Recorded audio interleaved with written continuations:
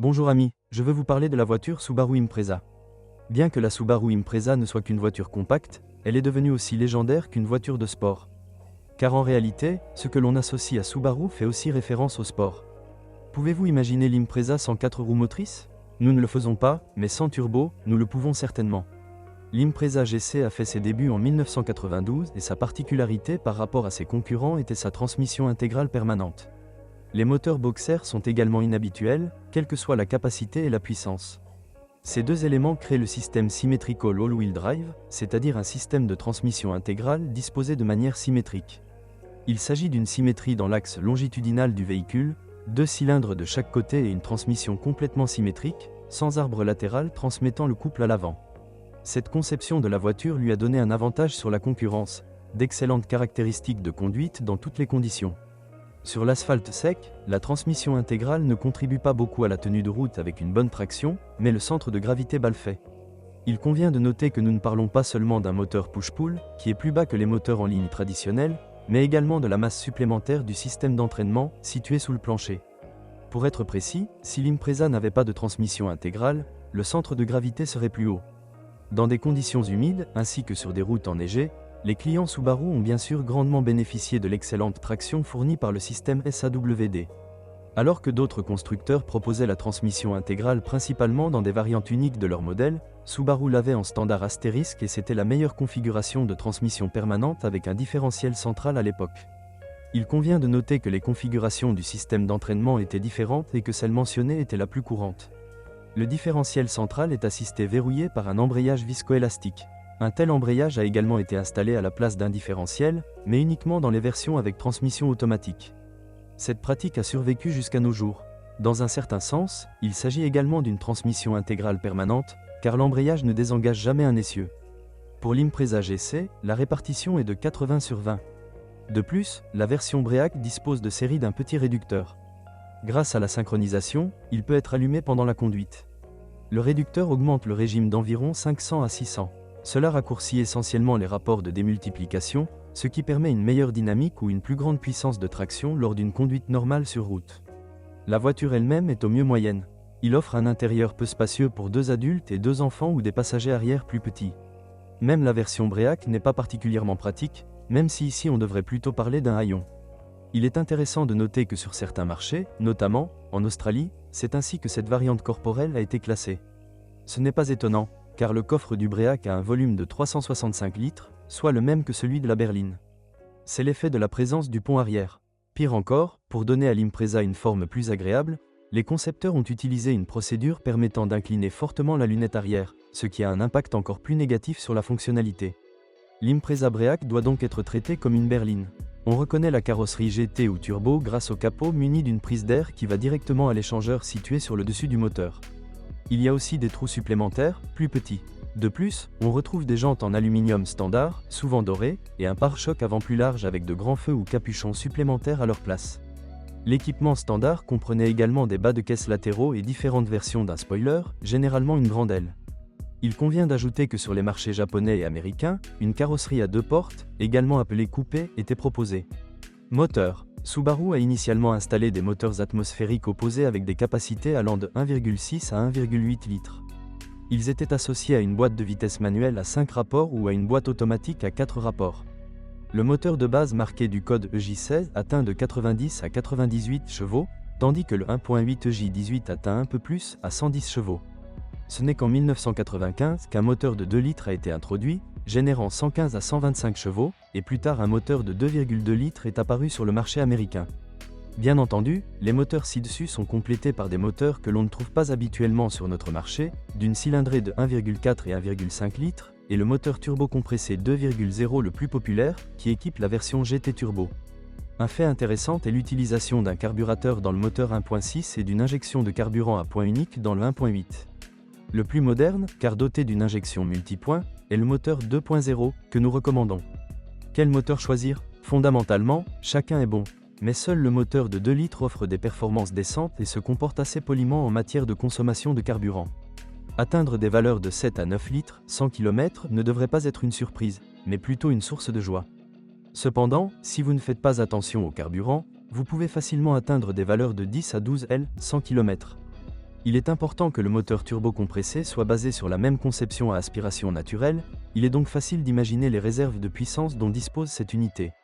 Une autre chose est que les Impreza à aspiration naturelle ne sont ni battus ni réglés.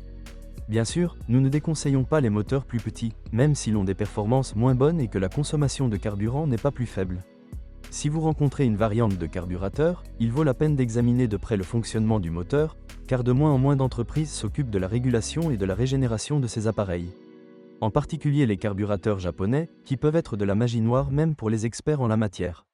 Il suffit que quelqu'un réassemble tous les tubes et câbles après une réparation suite à un accident, et non conformément aux bonnes pratiques, et le moteur risque de ne plus jamais se comporter correctement.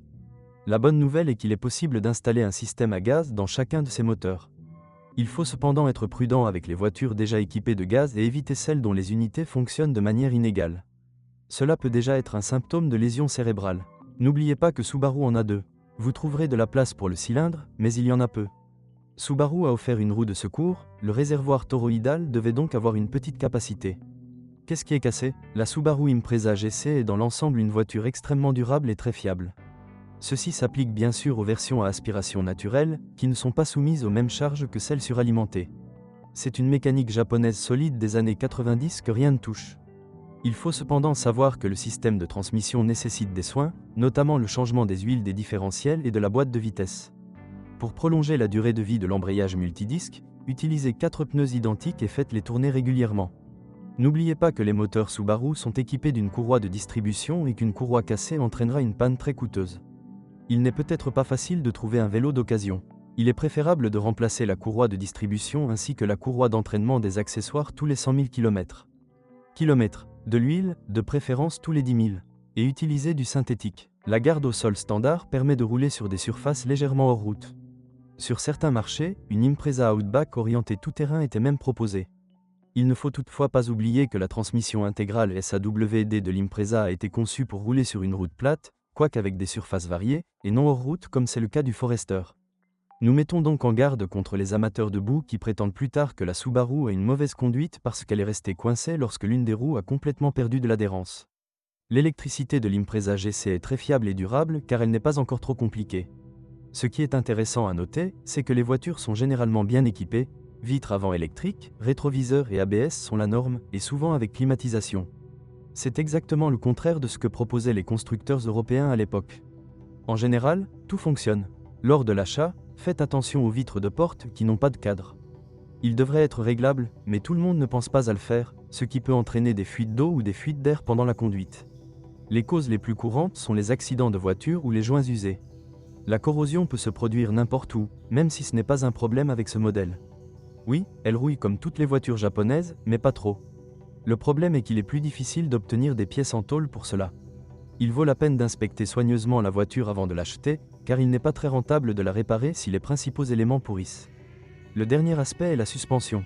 À l'avant, nous avons une conception très simple avec une jambe de force McPherson, à l'arrière un essieu multibras. Les deux sont durables, mais les coûts de remplacement des composants varient. Par exemple, l'amortisseur est facilement disponible, mais pas très bon marché pour une voiture aussi ancienne. Le bras de suspension inférieur en aluminium fait peur en termes de coût, mais les fabricants de remplacement ont veillé à utiliser un élément en acier entièrement régénérable. Malheureusement, l'arrière ne sera pas facile. Vous pouvez acheter du caoutchouc qui peut être remplacé, mais les bras de suspension entiers ne peuvent être achetés que dans un centre de service agréé. Est-ce que ça vaut le coup? Commençons par répondre à la question « Pourquoi décrivons-nous ce modèle ?» Cela n'a rien d'inhabituel, mais presque personne n'en parle. En revanche, les voitures sont généralement achetées par des profanes en matière de technologie. Une bonne affaire se présente tout simplement, et en plus, elle est dotée de 4 roues motrices, donc elle vaut la peine d'être saisie. Le deuxième groupe est composé de personnes qui ont simplement besoin d'une transmission intégrale dans n'importe quel véhicule. C'est ainsi qu'il faut traiter l'Impreza à aspiration naturelle, comme alternative aux autres compacts coûtant quelques centaines de dollars.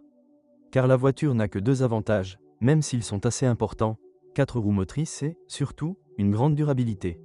Le reste ne vaut pas grand-chose, mais si vous n'avez pas d'exigences élevées en matière d'espace, d'apparence ou de consommation de carburant, c'est néanmoins l'une des voitures les plus intéressantes de sa catégorie d'âge et de son segment, et elle saura faire face à des conditions de route vraiment difficiles. À notre avis, il s'agit d'une proposition destinée principalement aux personnes soucieuses d'une bonne adhérence, c'est-à-dire aux habitants du sud du pays.